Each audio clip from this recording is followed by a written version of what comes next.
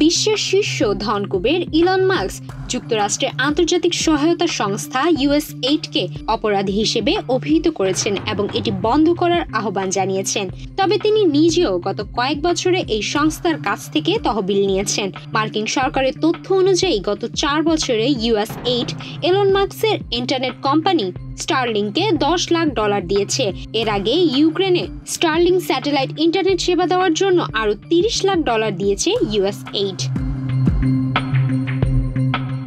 মার্কিন সাময়িকী ফরবসের প্রতিবেদনে বলা হয়েছে, USAID গত 4 বছরে স্টারলিং টার্মিনাল সরবরাহের জন্য প্রায় $10 লাখ ব্যয় করেছে, যা মূলত জিম্বাবুয়ে ও দক্ষিণ আফ্রিকার স্যাটেলাইট ইন্টারনেট ব্যবস্থা স্থাপনে ব্যবহার হয়েছিল। বিশেষত 2022 সালে ইউক্রেনের পরিস্থিতিতে USAID স্টারলিং থেকে 5000 টার্মিনাল আনার জন্য $30 লাখ দিয়েছে।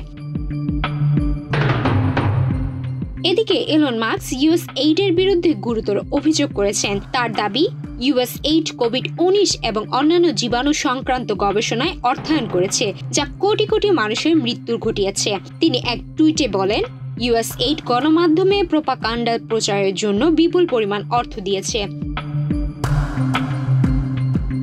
ইলন মাস্কের অভিযোগের পর যুক্তরাষ্ট্রের সরকার USAID বন্ধ করার অনুমতি দিয়েছে এবং সংস্থার কার্যক্রম পুনর্বিবেচনার দিকে এগিয়ে যাচ্ছে। তবে USAID কিছুদিন আগে স্টারলিংকের সেবা বন্ধ করার হুমকি দিয়েছিল, যদিও পরে সেই সিদ্ধান্ত প্রত্যাহার করা হয়।